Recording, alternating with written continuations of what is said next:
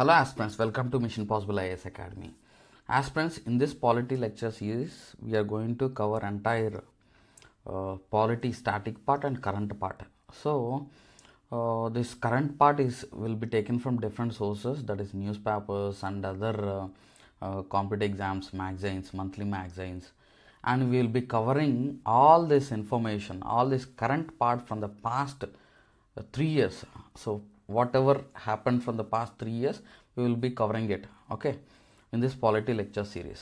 So we will be stressing on all the important points, important events, okay, and we will be covering the current part also, okay. Aspirants ఈ క్లాస్లో ఈ polity lecture series ద్వారా మనం ఏంటంటే static part, current part రెండింటిని cover చేస్తూ entire సిలబస్ని మనం మొత్తం కంప్లీట్ చేసుకుంటాము.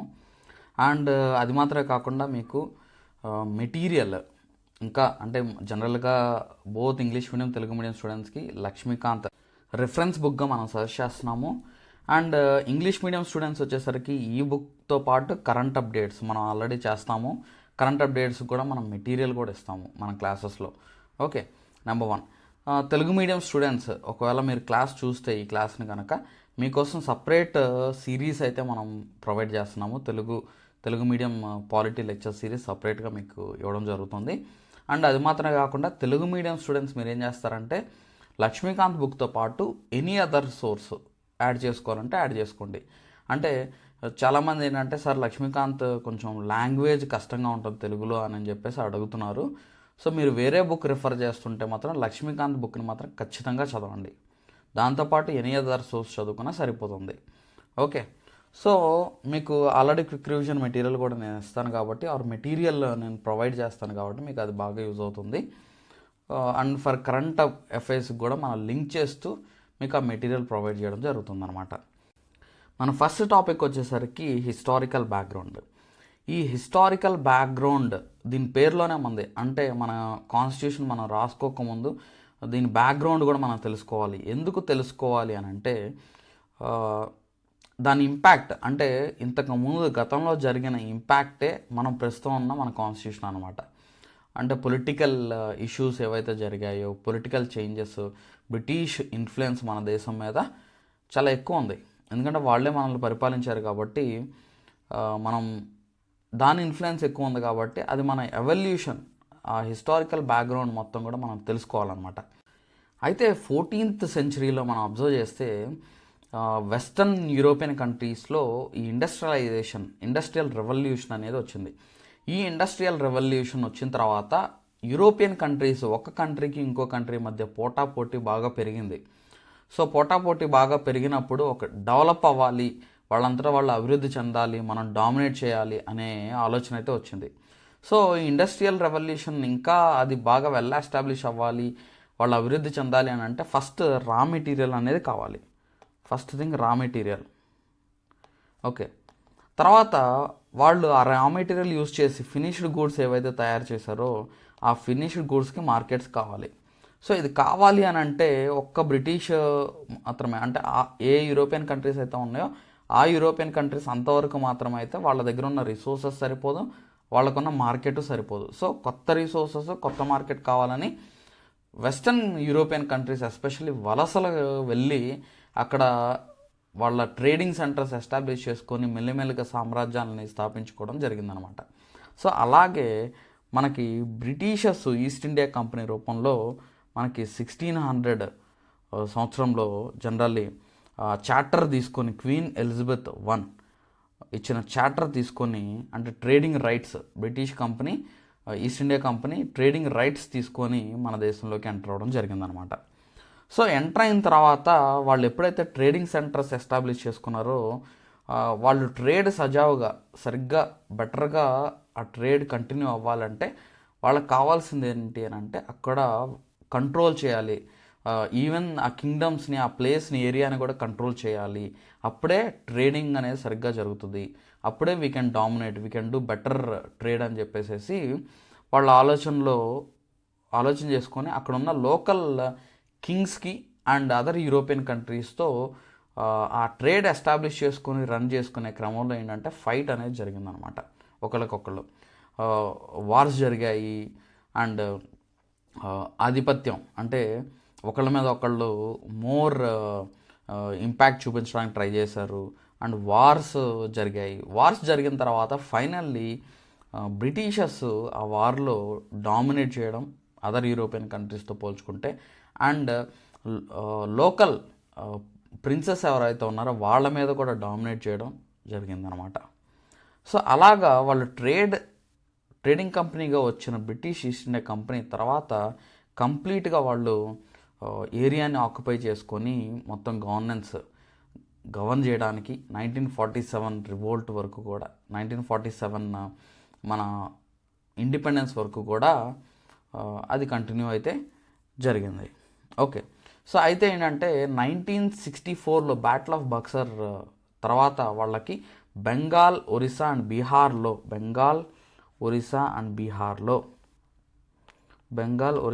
బీహార్లో వాళ్ళకి దివానీ రైట్స్ వచ్చాయన్నమాట. దివానీ రైట్స్ అంటే ఏంటంటే it is the right over revenue and civil justice.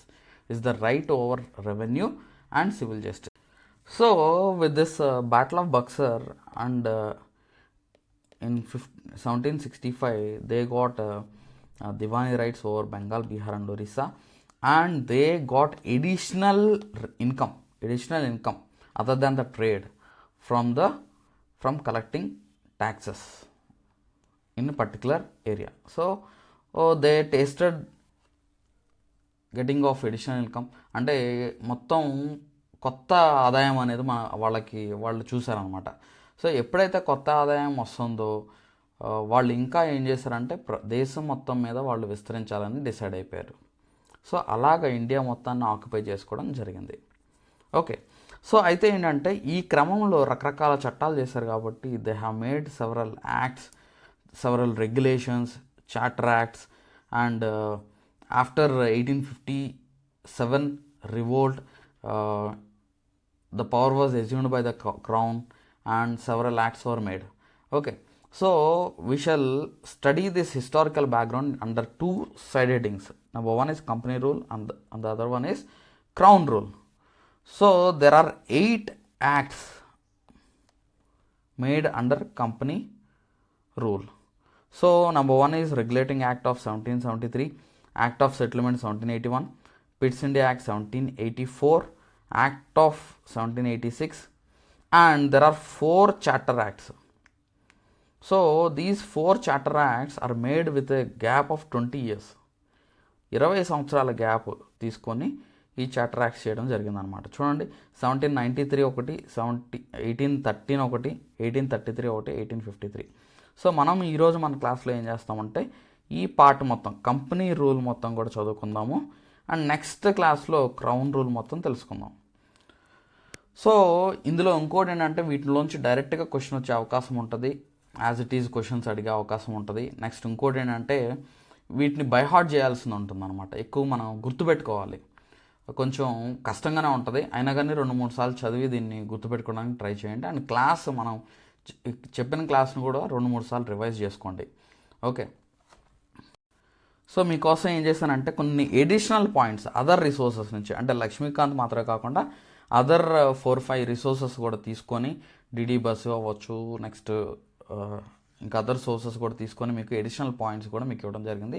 Of course DD bus వచ్చేసరికి మీకు 1858 నుంచి స్టార్ట్ అయ్యింది, అంతకుముందు బ్యాక్గ్రౌండ్ ఏమి ఇవ్వలేదు.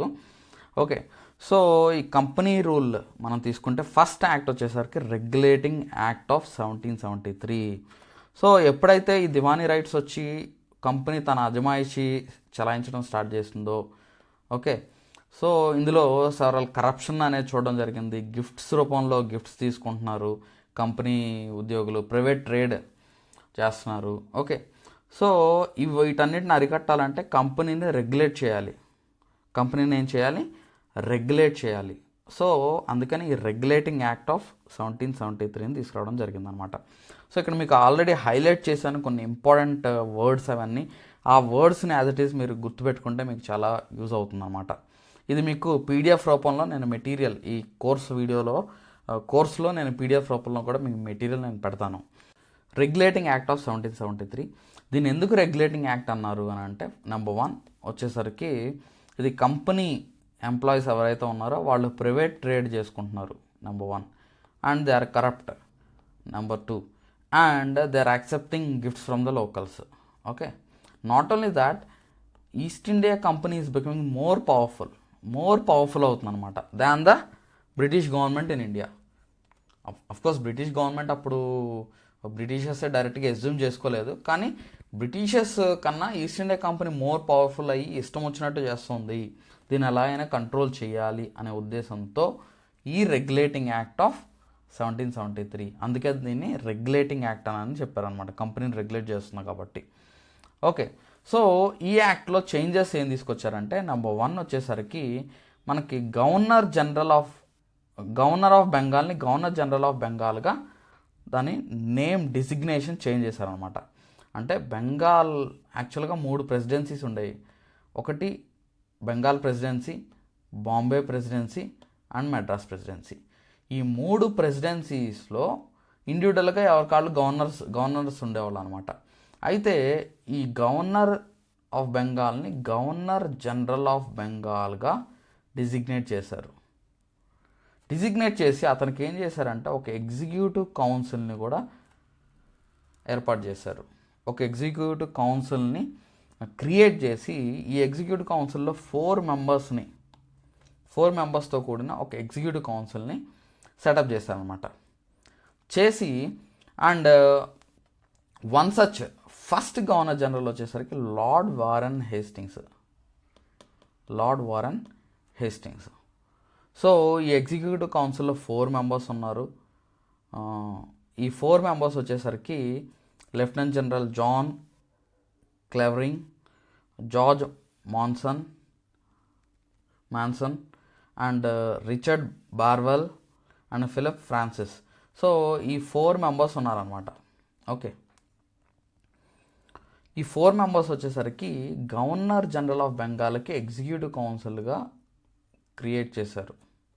సో ఈ గవర్నర్ జనరల్కి ఎగ్జిక్యూటివ్ కౌన్సిల్ అసిస్ట్ చేస్తుంది అనమాట.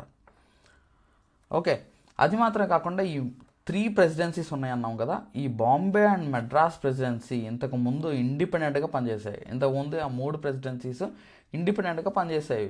ఇప్పుడు బాంబే అండ్ మెడ్రాస్ ప్రెసిడెన్సీస్ గవర్నర్స్ని గవర్నర్ జనరల్ ఆఫ్ బెంగాల్కి సబార్డినేట్స్గా చేయడం జరిగిందనమాట. ఓకే, సో సబార్డినేట్స్గా ఎప్పుడైతే చేశారో ఆటోమేటిక్గా centralization of administration or central అడ్మినిస్ట్రేషన్కి ఫౌండేషన్ ఇక్కడ వేసినట్టు. అంటే దిస్ రెగ్యులేటింగ్ యాక్ట్ ఇలాగే డైరెక్ట్గా అడుగుతారు, this regulating act laid the foundation of central administration in India. Why?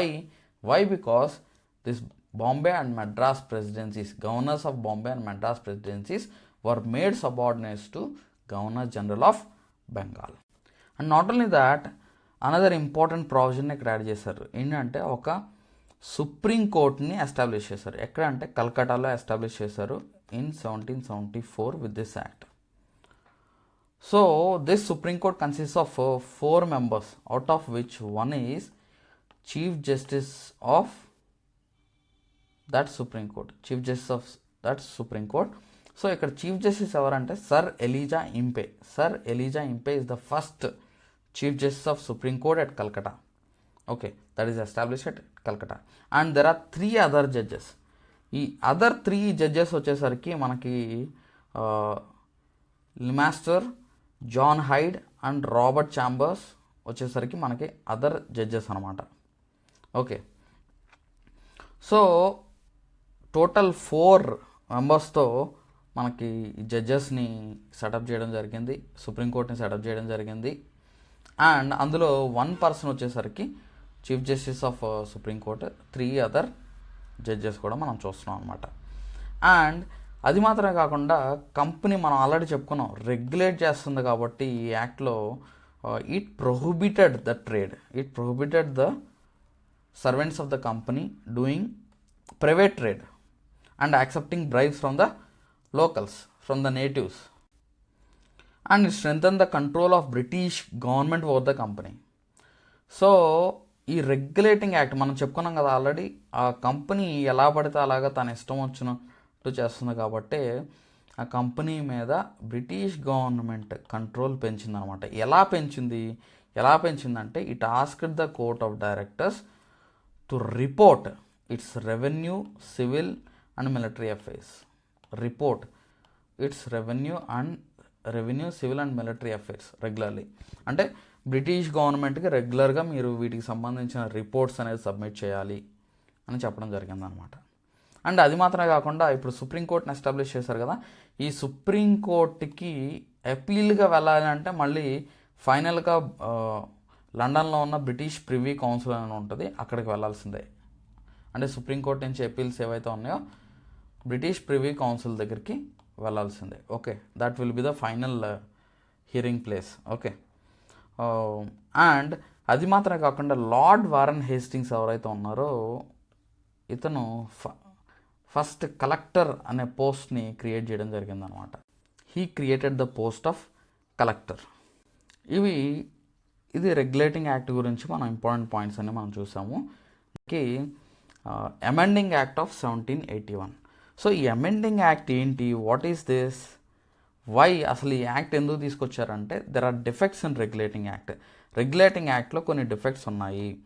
ఏంటి అని అంటే, ఫర్ ఎగ్జాంపుల్ ఎస్పెషల్లీ సుప్రీంకోర్టు, ఇప్పుడు 2 పవర్ సెంటర్స్ క్రియేట్ అయినట్టే కదా. ఇప్పుడు సుప్రీంకోర్టు ఉంది and governor general of Bengal ఉంది.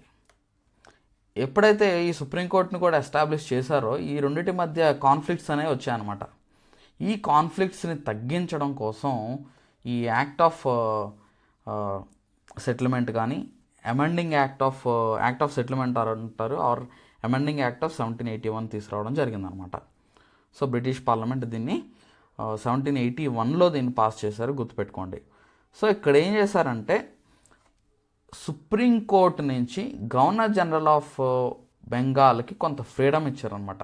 అది మాత్రమే కాకుండా కంపెనీ ఎంప్లాయీస్కి కూడా కొంత ఫ్రీడమ్ అనేది వచ్చింది. ఎందుకంటే ఆబ్వియస్లీ సుప్రీంకోర్టు ప్రతి దాంట్లో తలదూర్చి రిస్ట్రిక్ట్ చేసింది అని అంటే, ఎందుకంటే దాని పవర్స్ అనేది క్లియర్గా డిఫైన్ చేయలేదు. సో డిఫైన్ చేయకుండా ప్రతిసారి గవర్నర్ జనరల్ ఆఫ్ బెంగాల్ పనిలో ఇన్వాల్వ్ అయ్యింది అని అంటే అది ఒక తలకాయనొప్పిలా ఉంటుంది. కాబట్టి ఈ ఇద్దరి మధ్య కాన్ఫ్లిక్ట్ని తగ్గించడానికి యాక్ట్ ఆఫ్ సెటిల్మెంట్ తీసుకురావడం జరిగిందనమాట. సో ఇక్కడ ఏం చేశారంటే governor general of Bengal and his executive council ఎవరైతే ఉన్నారో వీళ్ళ యొక్క అఫీషియల్ డ్యూటీస్ ఏవైతే ఉన్నాయో, అఫీషియల్ డ్యూటీస్లో డిశ్చార్జ్ చేసేయడం అన్నీ కూడా supreme court, it was kept out of supreme court. Okay, అంటే సుప్రీంకోర్టు జ్యూరిడిక్షన్లోకి రాకుండా దాన్ని it was kept out of the jurisdiction of supreme court. Not only that, the company employees, the duties being done by the company employees are also kept out of the jurisdiction of Supreme Court. Not only that, the revenue matters also kept out of the jurisdiction of the revenue matters, and the collection of revenue is also kept out of the jurisdiction of Supreme Court. Okay, not only that, they defined, అంటే క్లియర్గా ఇక్కడ కొంత define చేశారన్నమాట supreme court powers. The people of Calcutta comes under the jurisdiction of Supreme Court. The people of Calcutta comes under the jurisdiction of Supreme Court, and this Supreme Court must administer according to the personal laws. For example, if the person is Hindu personal law apply cheyali, and if the person is Muslim personal law apply cheyali. Okay, so ఇలాగా ఏం చేశారంటే సుప్రీంకోర్టుకి ఒక పరిధి అనేది fix చేశారు. Not only that, ప్రావిన్సీస్ నుంచి వచ్చే అపీల్స్ ఏవైతే ఉన్నాయో అది సుప్రీంకోర్టుకి కాదు, గవర్నర్ జనరల్ ఇన్ కౌన్సిల్కి వెళ్ళాలి. గవర్నర్ జనరల్ ఇన్ కౌన్సిల్ అంటే ఇంతకుముందు ఏంటి, ప్రొవిన్షియల్ కోర్ట్స్ ఏవైతే ఉన్నాయో అక్కడి నుంచి అపీల్కి వెళ్ళాలంటే సుప్రీంకోర్టుకి వెళ్ళచ్చు. కానీ ఇప్పుడు ఏం చేశారంటే గవర్నర్ జనరల్ ఇన్ కౌన్సిల్కి అపీల్ చేసుకోవాలి, నాట్ ద సుప్రీం కోర్ట్, గుర్తుపెట్టుకోండి. And not only that, the governor general in council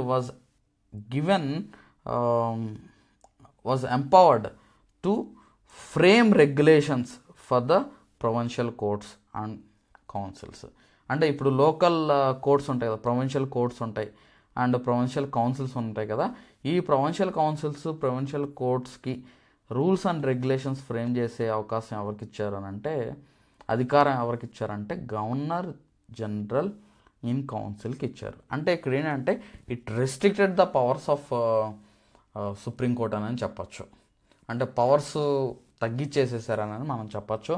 and it reduce the powers of Supreme Court అని మనం చెప్పచ్చు. దీన్నే యాక్ట్ ఆఫ్ సెటిల్మెంట్. ఎందుకంటే ఈ రెండింటి మధ్య కాన్ఫ్లిక్ట్ వచ్చింది, ఆ కాన్ఫ్లిక్ట్ని సెటిల్ చేయడం జరిగింది కాబట్టి దీన్ని యాక్ట్ ఆఫ్ సెటిల్మెంట్ అన్నారు. తర్వాత పిట్స్ ఇండియా యాక్ట్ తీసుకురావడం జరిగింది. సో ఈ పిట్స్ ఇండియా యాక్ట్ ఏంటంటే Pitt William junior British prime మినిస్టర్గా ఉన్నప్పుడు దీన్ని చేయడం జరిగింది ఈ యాక్ట్ని. So that is the reason it was called as Pitt's India act of 1784. And ఆ టైంలో గవర్నర్ జనరల్ ఎవరంటే Warren Hastings is the governor general.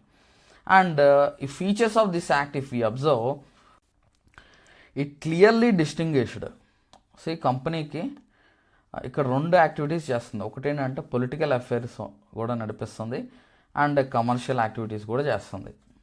Okay, అంటే పొలిటికల్ అడ్మినిస్ట్రేటివ్ పవర్స్ కూడా ఉన్నాయి అండ్ కమర్షియల్ ఆస్పెక్ట్స్ కూడా ఉన్నాయి.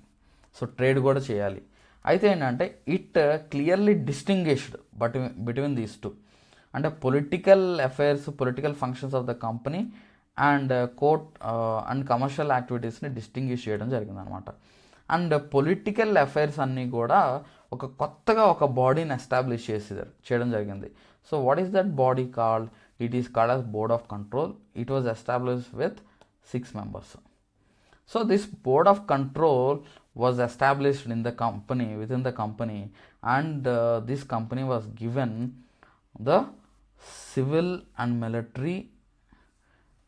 military operations. అంటే ఈ బోర్డ్ ఆఫ్ కంట్రోల్ ఏం చేయాలంటే సివిల్ ఆపరేషన్స్, మిలిటరీ ఆపరేషన్స్ అన్నీ కూడా ఇవి చూసుకోవాలి. And wear the court of directors, మనకు ఆల్రెడీ కోర్ట్ ఆఫ్ డైరెక్టర్స్ ఇంత ముందే ఉంది. ఆ court of directors it is a body of 24 members and this court of director must look after the commercial aspects of the company. అంటే ఇక్కడ 2 separate bodies కంపెనీలోనే establish చేయడం జరిగింది కాబట్టి దీన్నే డబల్ గవర్నమెంట్ అని అంటాం.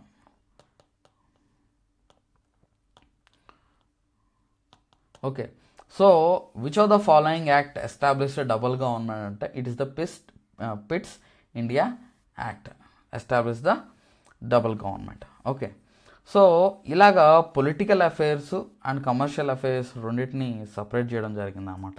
అండ్ నాట్ ఓన్లీ దాట్, ఇక్కడ మనకి కంపెనీ టెరిటరీస్ ఏవైతే ఉన్నాయో వాటిని బ్రిటిష్ పొసెషన్స్ ఇన్ ఇండియాగా దాన్ని డిజిగ్నేట్ చేయడం జరిగిందనమాట. అంటే ఇది కంపెనీ ఏవైతే టెరిటరీస్ ఆక్యుపై చేసుకుంటూ వచ్చిందో ఏవైతే ఉన్నాయో అవన్నీ కంపెనీవి కాదు, అవి బ్రిటిష్ గవర్నమెంట్ పొసెషన్స్ అని చెప్పేసి ఇక్కడ మెన్షన్ చేయడం జరిగిందనమాట. ఇది చాలా చాలా ఇంపార్టెంట్.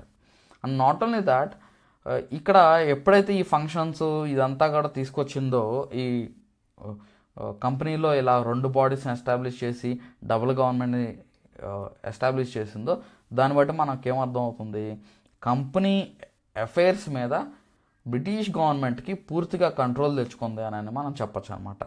ఓకే, కంపెనీ అడ్మినిస్ట్రేషన్ అవ్వచ్చు, కంపెనీ అఫైర్స్ మీద అవ్వచ్చు, British government has established supreme control over the company affairs and its administration అని మనం చెప్పచ్చు. సో ఈ పిట్స్ ఇండియా యాక్ట్ని మార్క్స్ అండ్ ఎంగిల్స్ ఏమన్నారంటే,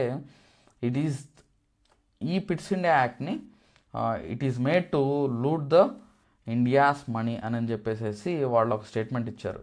ఈ పిట్స్ ఇండియా యాక్ట్ ఎందుకు తీసుకొచ్చారు అని అంటే, ఇండియాలో ఉన్న మనీని లూట్ చేయడానికి, దోపిడీ చేయడానికి ఈ యాక్ట్ తీసుకొచ్చారని చెప్పేసి వాళ్ళు ఒక స్టేట్మెంట్ ఇవ్వడం అయితే జరిగింది, marks and angles. Okay, so దీన్నే ఏమంటున్నామంటే పిట్స్ ఇండియా యాక్ట్ అంటున్నాము. ఇవి ఫీచర్స్ మనం ఆల్రెడీ చెప్పుకుంది, గుర్తుపెట్టుకోండి. పిట్స్ ఇండియా యాక్ట్లో డబల్ గవర్నమెంట్ని ఎస్టాబ్లిష్ చేయడం జరిగింది. సో తర్వాత ఇప్పుడు వారన్ హేస్టింగ్స్ కొంతవరకు ఉన్నాడు.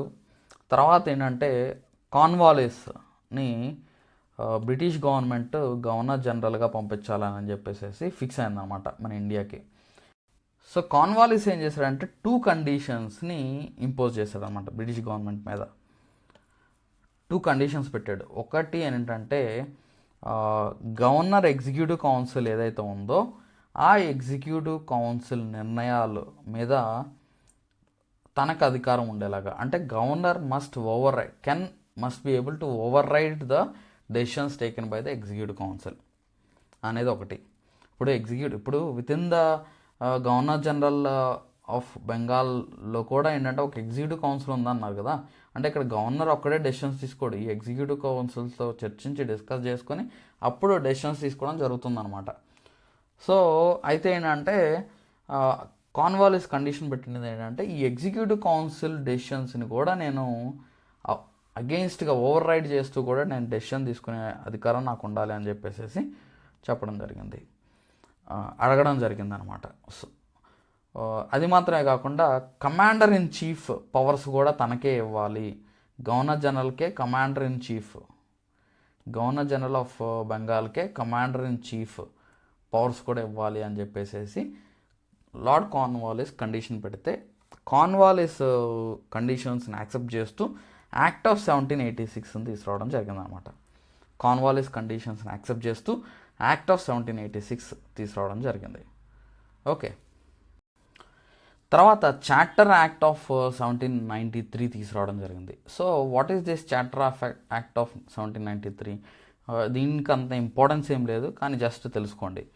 సో నెంబర్ 1 వచ్చి ఆల్రెడీ కార్న్వాలిస్ చెప్పాడు, ఏం చెప్పాడు, ఓవర్ రైడింగ్ పవర్స్ ఇవ్వాలి అని.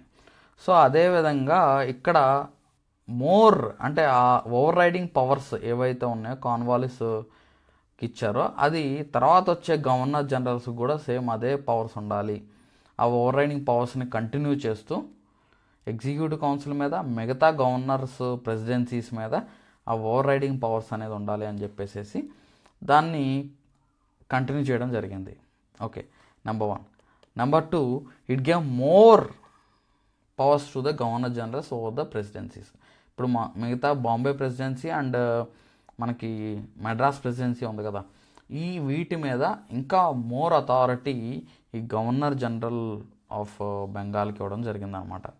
And not only that, it extended the trade monopoly of the company was extended. ఇది గుర్తుపెట్టుకోండి.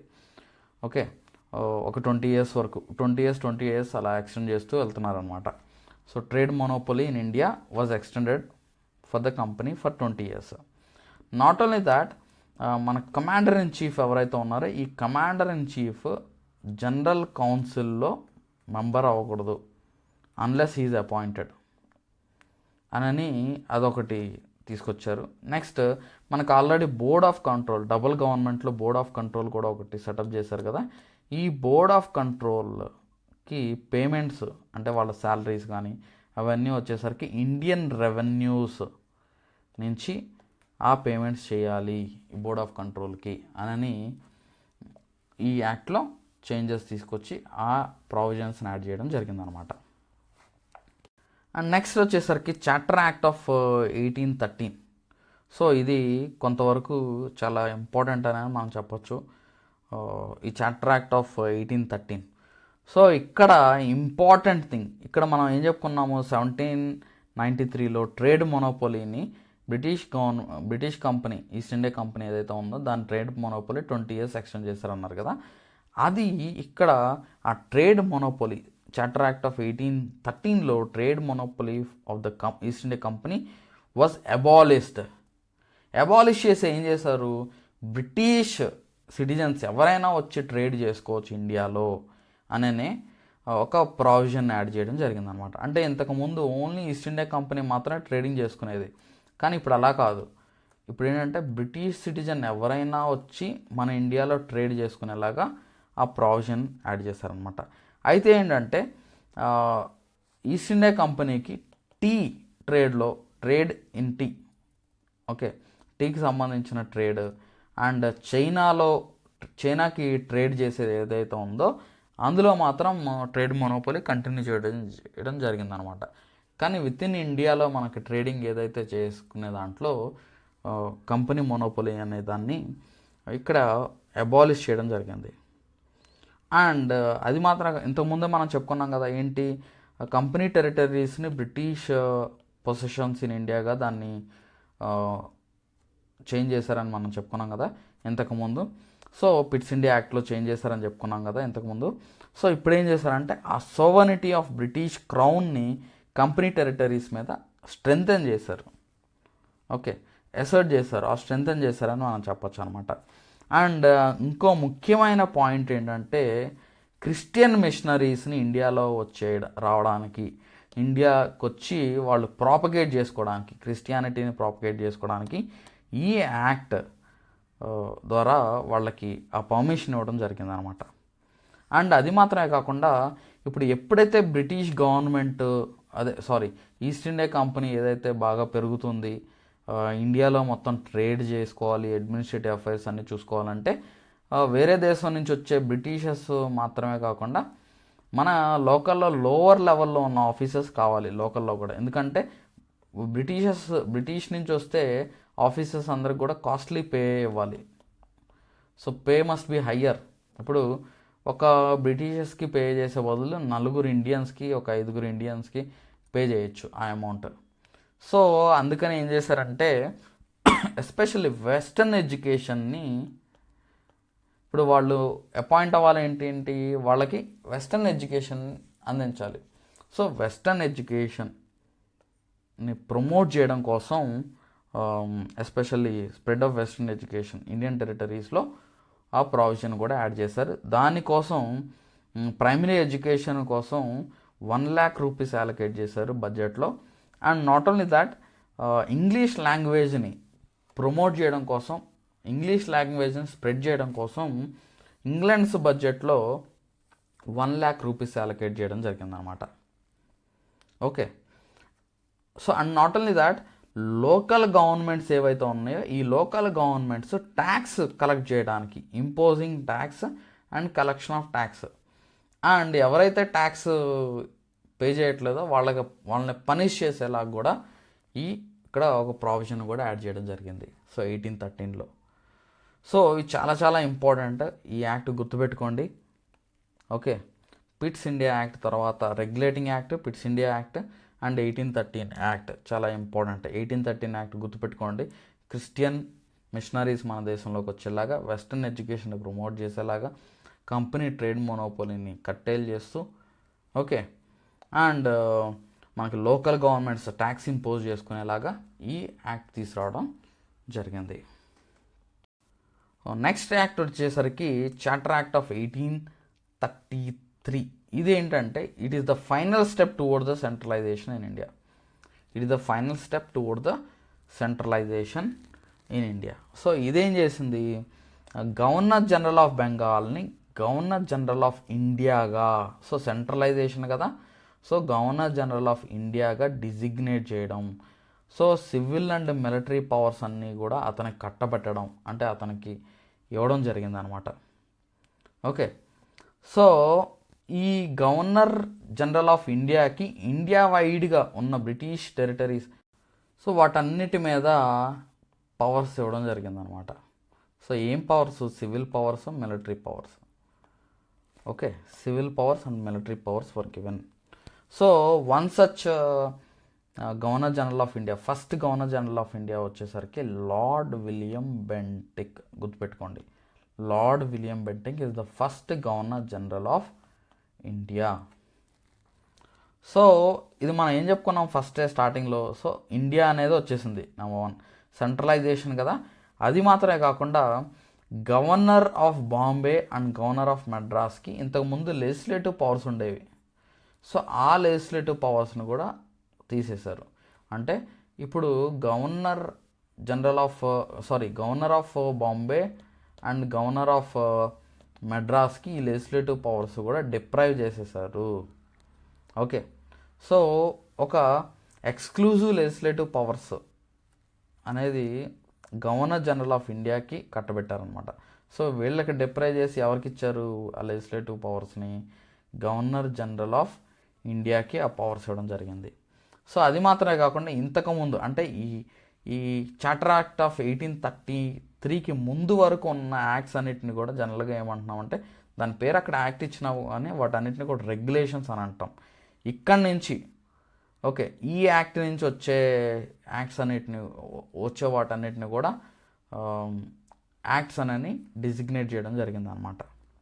ఓకే, సో ఇంకొక ఇంపార్టెంట్ పాయింట్ ఈ చార్టర్ యాక్ట్ ఆఫ్ 1833 ద్వారా తీసుకొచ్చింది ఏంటంటే ఈస్ట్ ఇండియా కంపెనీని కమర్షియల్ బాడీగా దాని యాక్టివిటీస్ని ఎండ్ చేస్తారనమాట. అంటే ఇప్పుడు ఈస్ట్ ఇండియా కంపెనీ ఏమైందనంటే it is purely administrative body అయింది. అర్థమైందా? దీనికి ముందు యాక్ట్లో ఏం చేస్తారు, ట్రేడ్ మోనోపోలీని కట్టేలు చేస్తారు. దీని కంటిన్యూషన్ ఏంటి, అలా ట్రేడ్ చేసుకోవడానికే అవకాశం లేకుండా పోయింది. ఓన్లీ అడ్మినిస్ట్రేటివ్ బాడీగా ఈస్ట్ ఇండియా కంపెనీని చేస్తారనమాట. ఓకే, అండ్ అది మాత్రమే కాకుండా ఇంకొక ఇంపార్టెంట్ పాయింట్ వచ్చేసరికి it introduced open competitive system. Open competitive system for the selection of civil servants for Indians also.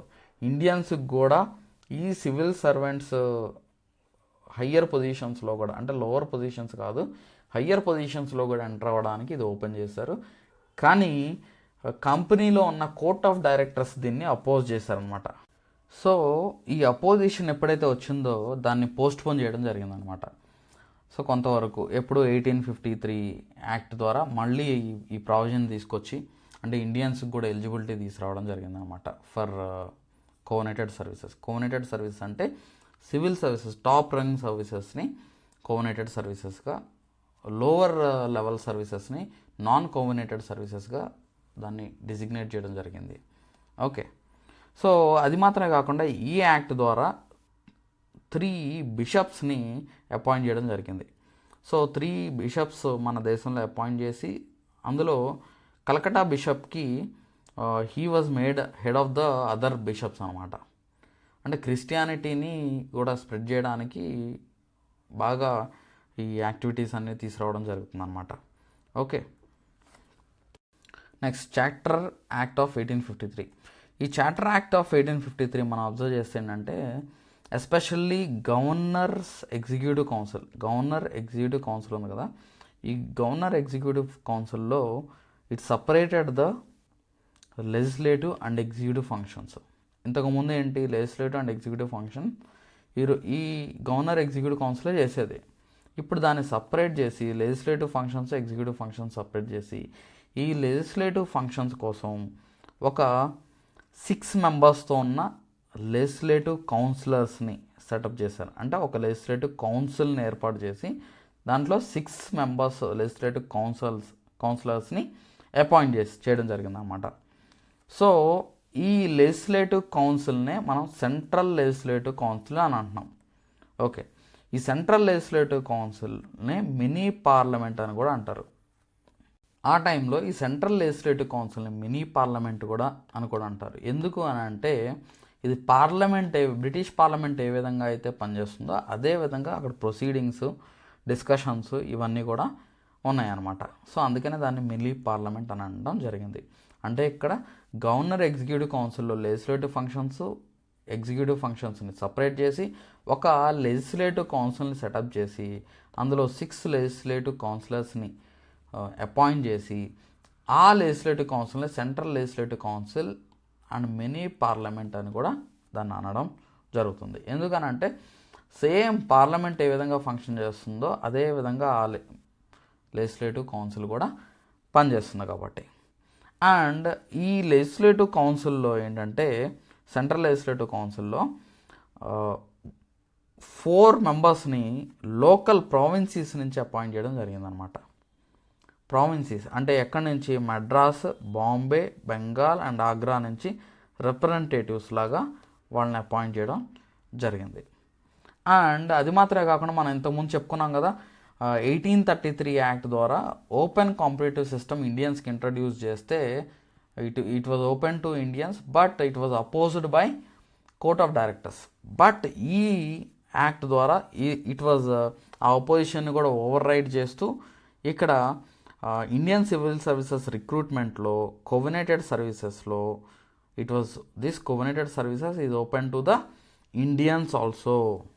అది మాత్రమే కాకుండా ఇండియన్ సివిల్ సర్వీసెస్ మీద ఒక కమిటీ, ఇండియన్ సివిల్ సర్వీస్ మీద మెకాలే అధ్యక్షతన ఒక కమిటీని కూడా సెటప్ చేయడం జరిగింది in 1854. And according to his report, తన రిపోర్ట్ ప్రకారం ఏంటంటే ఓపెన్ కాంపిటీషన్ సిస్టమ్ ఇంట్రొడ్యూస్ చేస్తారు ఇండియన్ సివిల్ సర్వీసెస్లో. And the first person to join Indian civil service, first Indian ఎవరంటే సత్యేంద్రనాథ్ ఠాగూర్.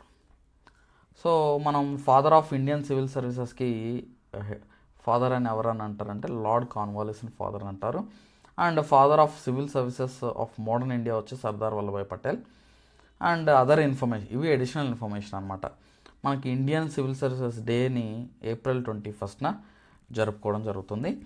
అండ్ కంపెనీ తీసుకుంటే కంపెనీ రూల్ని ఇట్ వాజ్ ఎక్స్టెండెడ్, కొన్ని రోజులు అంటే కొన్ని సంవత్సరాలు దాన్ని ఎక్స్టెండ్ చేయడం జరిగింది.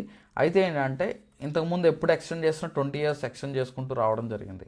కానీ ఇప్పుడు ఏంటంటే ఫర్దర్ డేట్ కానీ ఫర్దర్ ఇయర్స్ కానీ మెన్షన్ చేయకుండా కంపెనీ రూల్ని ఎక్స్టెండ్ చేశారు.